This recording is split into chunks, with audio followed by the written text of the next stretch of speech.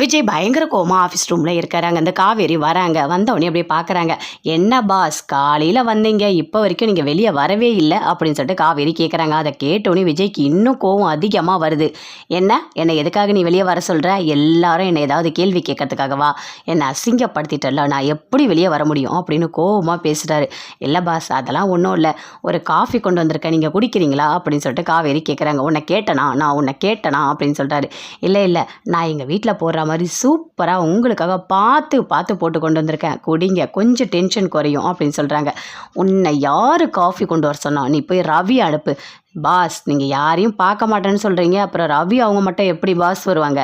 குடிங்க பாஸ், கோவப்படாதீங்க பாஸ் அப்படின்னு சொல்லிட்டு கொடுக்குறாங்க. வாங்கி குடிக்கிறாரு. குடிக்கும் போதே கரெக்டாக ஃபோன் வருது. அட்டன் பண்ணி பேசுகிறாரு. என்ன பார்ட்னர், எப்படி இருக்கீங்க அப்படின்னு சொல்லிட்டு கேட்குறாங்க. நல்லா இருக்கேன். நாம் வண்டலூரில் இருந்துட்டு கேளம்பாக்கத்துக்காக ஒரு ஃப்ளாட் கட்டலான்னு முடிவு பண்ணோம்ல, அது ஓகே ஆகிற மாதிரி இருக்குது. அதுக்கு என்ன டிசைன் பண்ணணுமோ அதை நீங்கள் டிசைன் பண்ணிவிடுங்க, நான் மெயில் அனுப்பியிருக்கேன் அப்படின்னு சொல்கிறாரு. ஆமாம் பார்ட்னர், நான் வர வழியில் பார்த்தேன், என்ன நீங்கள் ரொம்ப பிஸி போல் இருக்குது, ஒரே அப்பள அட்வர்டைஸ்மெண்ட்டாக இருக்குது அப்படின்னு சொல்லிட்டு கேட்குறாரு. அப்படியே ஸ்பீக்கரில் போடுறாரு. அங்கே நின்று அப்படியே காவேரி கேட்குறாங்க. இல்லை பார்ட்னர், என் கூட சேர்ந்து நீங்கள் ஒர்க் பண்ணுவீங்களா இல்லை போயிடுவீங்களான்னு கூட தெரியல. என்ன பார்ட்னர் அப்பளன்னு சொல்லிட்டு இதெல்லாம் போகிறீங்க? நம்ம பிஸ்னஸ் நல்லா தானே பார்ட்னர் போயிட்டுருக்கு அப்படின்னு சொல்லிட்டு கேட்குறாங்க. அதை கேட்டோன்னே காவேரி பயங்கரமாக டென்ஷன் ஆகுறாங்க. இல்லை, நம்ம பிஸ்னஸ் தான் நமக்கு முக்கியம், அது சும்மா ஒரு ஃபன்னுக்காக பண்ணது அப்படின்னு சொல்கிறாரு. சொல்லிட்டு ஃபோனை கட் பண்ணுறாரு. அப்படியே கோவம் வருது, பயங்கரமாக அப்படியே முறைக்கிறாரு. பாத்தியா என்ன நடக்குது அப்படின்னு சொல்லிட்டு விஜய் கேட்குறாரு. ஐயோ சாரி பாஸ், உங்களோட பிஸ்னஸ்லாம் பாதிக்கும்னு எனக்கு தெரியாது, கண்டிப்பாக இருக்கிற எல்லா போஸ்டரும் நான் ரிமூவ் பண்ணிடுறேன், நீங்கள் கோவப்படாதீங்க பாஸ் அப்படின்னு சொல்லிட்டு அப்படியே காவேரி வெளியே வராங்க. அஜய் ரூமில் இருக்காரு. சூப்பராக அழகாக கேம் எல்லாம் விளையாடிக்கிட்டு இருக்காரு. அங்கேருந்து வராங்க ராகினி, வந்து பார்க்குறாங்க. என்ன அஜய், என்ன பண்ணிகிட்டு இருக்க நீ? கேம் விளையாடிக்கிட்டு இருக்க, ஏன் ஆஃபீஸ்லாம் போக மாட்டியா அப்படின்னு சொல்லிட்டு. ஐயோ கடவுளே, இவகிட்ட வேறு என்ன சொல்கிறதுனே தெரியல. ஆஃபீஸா? இல்லை, நான் டைம் பாஸுக்காக விளையாடிக்கிட்டு இருக்கேன் அப்படின்னு சொல்கிறாரு. என்ன டைம் பாஸ், சின்ன குழந்த மாதிரி பண்ணிகிட்டு இருக்க? இல்லை அதுக்காக இல்லை, நாம் 2 பேரும் சேர்ந்து ஆஃபீஸ் போகலாம் அப்படின்னு ராகினி சொல்கிறாங்க. அங்கே தான் வரக்கூடாதுன்னு அண்ணன் சொல்லியிருக்காருல, எப்படி போகிறது அப்படின்னு சொல்லிட்டு அஜய் கேட்குறாரு. எனக்கிட்ட ஒரு ஐடியா இருக்குது, நான் புதுசாக ஒரு பிஸ்னஸ் பண்ணலான்னு இருக்கேன், நான் முதலாளியாக இருக்கணும் அப்படின்னு சொல்கிறாரு அஜய். உண்மையாவா அஜய், அப்படி ஒரு ஐடியா இருக்கா உனக்கு? ஆமாம், நான் பண்ண போகிறேன் கொஞ்ச நாளில், இப்போது கொஞ்சம் டைம் சரியில்லைன்னு அப்பா சொல்லியிருக்காரு, அதுக்கப்புறம் நான் கண்டிப்பாக பண்ணுவேன் அப்படின்னு அஜய் சொல்கிறாரு. அதை கேட்டோன்னே பயங்கரமாக சந்தோஷப்படுறாங்க ராகினி.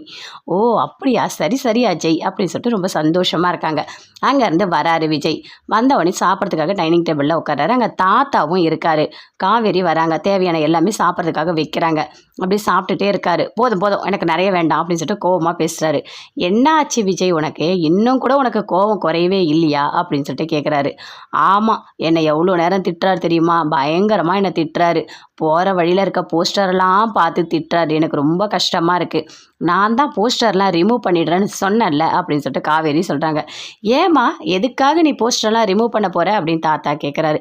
இல்லை, இவர் தான் ரிமூவ் பண்ண சொன்னார், நான் ரொம்ப கஷ்டப்பட்டு ஒட்டினேன் அப்படின்னு சொல்கிறாங்க காவேரி. என்ன அப்படி சீன் கிரியேட் பண்ணுறியா? நீ நடிக்காத, கரெக்டாக எல்லாமே ரிமூவ் ஆகி இருக்கணும், இல்லை உனக்கு என்ன பண்ணுவேன்னு எனக்கு தெரியாது அப்படின்னு சொல்லிட்டு விஜய் பயங்கர கோவமாக பேசுகிறாரு. சரி விடுப்பா, நீ கோவப்படாத, நீ சாப்பிடுப்பா அப்படின்னு சொல்லிட்டு தாத்தா சொல்கிறாரு. அப்படியே அப்பளம் வைக்கிறாங்க. நீ என்ன சப்பாத்தி கூட போய் அப்பளம் வைக்கிற அப்படின்னு சொல்லிட்டு விஜய் கேட்குறாரு. என்ன இங்கே எங்கேயாவது கேமரா செட் பண்ணி வச்சிருக்கியா, அட்வர்டைஸ்மெண்ட் எடுக்கலான்னு சொல்லிட்டு இதெல்லாம் பண்ணுறியா அப்படின்னு சொல்லிட்டு பயங்கரமாக கத்துறாரு. இங்கே பாருங்கள் பாஸ், நான் அதெல்லாம் பண்ணலை, பாட்டி பொறிச்சு வச்சுருந்தாங்க, அதனால் உங்களுக்கு கொஞ்சம் வச்சேன் அப்படின்னு சொல்கிறாங்க. ஆமாம், நீ கேடியாச்சு, நீ எல்லாம் பண்ணுவ அப்படின்னு விஜய் சொல்கிறாரு. சரி விடுப்பா, அதெல்லாம் பெருசாக எடுத்துக்காத அப்படின்னு சொல்லிட்டு தாத்தா சொல்கிறாரு. ஏன்னா அப்பளக்கட்டு எதுக்காக இங்கே வச்சுருக்கா, அதுவும் என்னோட பிக்சர் போட்டிருக்கு அப்படின்னு சொல்லிட்டு கத்துறாரு. அதுவா, கொஞ்சோண்டு கட்டு மட்டும் உங்களோட பிக்சர் போட்டு அடித்தோம் பாஸ், இனிமேல் அடிக்க மாட்டோம், உங்கள் ஃபோட்டோ இனிமேல் வரவே வராது அப்படின்னு சொல்லிட்டு காவேரி சொல்கிறாங்க. நீங்கள் சும்மா கோவப்பட்டு என்னை திட்டிகிட்டே இருக்காதீங்க அப்படின்னு சொல்கிறாங்க காவேரி. அப்பளம் அப்படியே சாப்பிட போகிறாரு. பயங்கரமாக சிரிக்கிறாங்க காவேரி. அப்படியே அப்பளத்தை வச்சிடறாரு. இதுக்கு மேலே எனக்கு டிஃபன் வேண்டாம் அப்படின்னு சொல்லிட்டு அங்கே எழுந்து போகிறாரு. ஐயோ என்ன பாதிலேயே போகிறீங்க, சாப்பிட்டு போங்க அப்படின்னு சொல்லிட்டு காவேரி கத்துறாங்க. விடுமா போட்டோம் அப்படின்னு சொல்லிட்டு தாத்தா சொல்கிறாரு. என்ன தாத்தா இப்படி சொல்கிறீங்க, அவன் இதுக்கும் மேலே இங்கே உட்காந்து சாப்பிட்டா சிரிச்சிட போகிறேன்றதுனால போகிறான், அவன் ஈகோவில் கொஞ்சம் இறங்கி வரக்கூடாதுன்னு நினைக்கிறான், விடுமா பார்த்துக்கலாம் அப்படின்னு தாத்தா சொல்கிறாரு. ஆமாம் நானும் கவனித்தேன், அவர் ஒரு மாதிரி தான் இருந்தார், வந்துட்டாரு அப்படின்னு காவேரி சொல்கிறாங்க. சரி விடுமா, அதெல்லாம் சரியாயிடும் அப்படின்னு சொல்லிட்டு தாத்தா சொல்கிறாரு. வீட்டில் தண்ணியே வரல, என்னடி தண்ணியே வரல, எப்படி சாப்பாடு செய்யறதுனே தெரியலடி அப்படின்னு சொல்லிட்டு காவேரியோட அம்மா சொல்லிட்டு இருக்காங்க.